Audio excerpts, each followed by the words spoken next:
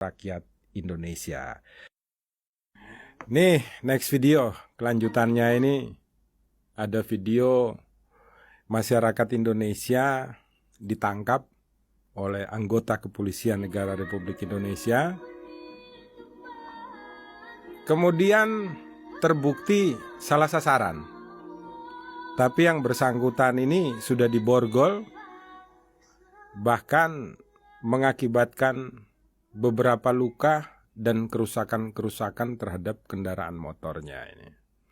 Menarik karena ini juga sering terjadi di Indonesia dan tidak pernah diselesaikan secara hukum yang benar dan baik oleh Kepolisian Negara Republik Indonesia. Padahal hal ini nyata-nyata ada di dalam kehidupan kita bersama dan sering terjadi.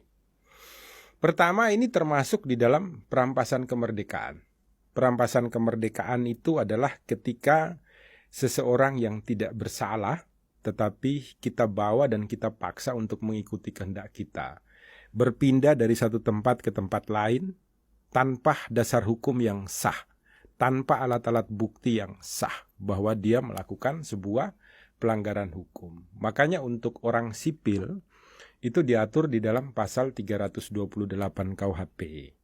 Ketika melakukan perampasan kemerdekaan, ancaman pidananya 12 tahun. Di dalam penjelasan pasal 328 KUHP dikatakan, kalau yang melakukan perampasan kemerdekaan itu adalah polisi negara Republik Indonesia, maka ketentuan yang berlaku itu adalah pasal 333 KUHP. Maka ketika ada polisi yang melakukan salah tangkap terhadap seseorang, sudah dibawa, kemudian terbukti dia tidak bersalah, maka mereka wajib untuk diberikan hukuman dengan dasar hukum pasal 333. Kenapa demikian? Karena mereka itu sudah diberikan kewenangan oleh undang-undang untuk dapat mencari alat bukti terlebih dahulu. Sebelum apa? Sebelum melakukan penangkapan atau upaya paksa kepada seseorang. Sehingga mereka tidak boleh teledor di dalam melakukan upaya paksa. Kenapa tidak boleh teledor? Karena mereka itu dilengkapi oleh senjata, dilengkapi oleh KUHP untuk melakukan sebuah upaya paksa terhadap semua manusia Indonesia. Oleh karena itu, sebelum mereka melakukan itu, mereka diberikan dulu ruang untuk mendapatkan alat-alat bukti orangnya benar dia ataukah bukan. Sehingga ketika Anda salah, itu berarti Anda tidak melakukan langkah yang benar di awal. Akibatnya Anda melakukan kesalahan dengan melakukan perampasan kemerdekaan. Maka undang-undang mengatur secara rigid. Anda diberikan kewenangan, tapi ketika kewenangan itu Anda lakukan salah, Anda harus dihukum. Maka di dalam pasal 333 KUHP di ayat 1 dikatakan, ketika anggota polisi itu melakukan perampasan kemerdekaan, ancamannya 8 tahun penjara. Di ayat 2 dikatakan, kalau menimbulkan luka berat, ancamannya naik jadi 9 tahun. Jadi, kalau ternyata seseorang itu akibat salah tangkap, luka berat, dia tidak boleh dihukum 8 tahun. Hukumannya harus 9 tahun. Karena di dalam ayat 1 sudah dikatakan batas maksimalnya adalah 8 tahun. Maka tidak ada ampun. Kalau ada luka berat, jadi 9 tahun. Di ayat yang ketiga dikatakan kalau mati atau meninggal, itu ancamannya jadi 12 tahun. Karena sudah dikatakan di dalam ayat 2, maksimal 9 tahun, maka kalau orangnya mati atau meninggal, minimal harus 10 tahun. Maksimal harus 12 tahun penjara. Caranya kemudian seperti apa? Caranya itu harus penerapannya dilakukan oleh kita semua, oleh masyarakat dan juga oleh polisi. Makanya di dalam Perkap nomor 6 tentang tata cara penyidikan tindak pidana, itu dikatakan secara tegas di sana. Laporan itu bisa dalam 2 model. Kalau laporan yang model A, itu yang melakukan adalah anggota polisi. Kalau laporan yang model B, itu dilakukan oleh anggota masyarakat biasa. Kenapa ada laporan model A? Karena polisi ini kan diberikan kewajiban untuk memberikan pelayanan, untuk memberikan perlindungan kepada masyarakat. Maka ketika mereka melihat, umpamanya contoh nih, mereka lihat di TikTok, mereka lihat di YouTube, Instagram, ada pelanggaran yang dilakukan oleh oknum anggota polisi, maka polisinya yang harus membuat laporan.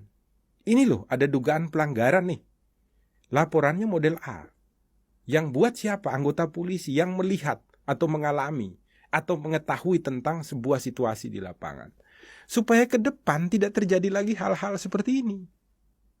Apalagi di sini sampai terjadi adanya luka, kendaraannya rusak.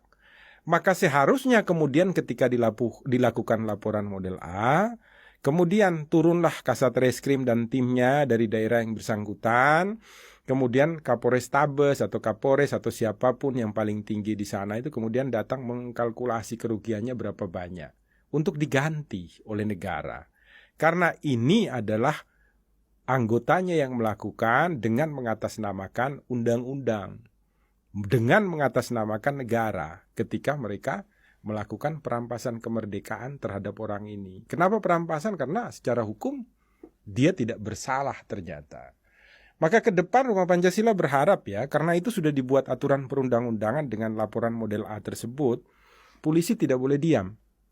Ketika anggota polisi juga melihat ada pelanggaran-pelanggaran yang dilakukan oleh teman-temannya mereka, kemudian mereka diam, itulah yang kemudian terjadi saat ini. Kemudian banyak anggota polisi yang melakukan pelanggaran dan itu menjadi sebuah kebiasaan. Sekarang masyarakat banyak kemudian bermusuhan dengan polisi. Dengan kejadian-kejadian yang baru tenar-tenar saat ini, saya tidak mau menyebutkan namanya. Tapi ke depan diharapkan agar kepolisian negara Republik Indonesia melalui anggota-anggotanya berperan aktif untuk melihat situasi-situasi di media sosial. Kemudian mereka yang buat laporan sendiri terhadap rekan-rekan mereka. Kalau seandainya tidak bisa, tolong teman-teman yang paham secara hukum mampu untuk membantu membuat laporan-laporan. Sekarang Rumah Pancasila sudah memiliki beberapa cabang di seluruh Indonesia, tetapi belum sah betul. Nanti ke depan setelah sudah sah betul, kartu anggotanya sudah dapat, Rumah Pancasila akan memberikan instruksi agar teman-teman di lapangan melakukan hal-hal ini.